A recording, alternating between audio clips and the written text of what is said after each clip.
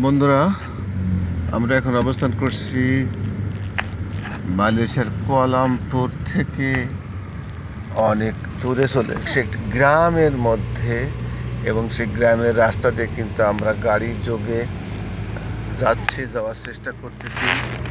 এবং সেখানে আমরা দেখতে পাচ্ছি গ্রামের মধ্যে আমাদের এলাকার মতোই আখ ক্ষেত, তরমুজ ক্ষেত সহ কলার বাগান, নারকেল বাগান সহ বিভিন্ন ফলে মূলে বেষ্টিত বিভিন্ন রকম ফলের মূলের গাছ। এবং আরেকটা জিনিস সেটি হচ্ছে যে এখানকার এলাকাটা কিন্তু সমান্তরাল নয়, কোথাও নিচু কোথাও উঁচু, এবং ম্যাক্সিমাম কিন্তু পাহাড়ি স্টাইলের।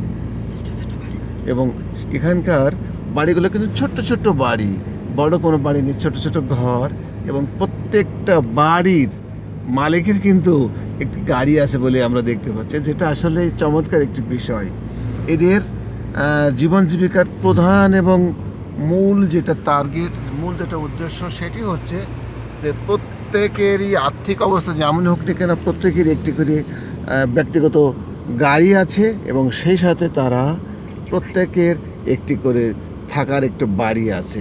এই জন্যই তারা কিন্তু খাও দাও ফুর্তি করো এই রীতিতে কিন্তু তারা অনেকটা বিশ্বাস। এই দেখতে পাচ্ছে এদিকে সুন্দর আখের ক্ষেত, আখগুলো কিন্তু, এবং পাশে দেখেন রাস্তা দুই পাশ দিয়ে অনেক দোকানপাট, অনেক দোকানগুলো কিন্তু আছে, যেটা আমি আপনাদের দেখানোর চেষ্টা করছি।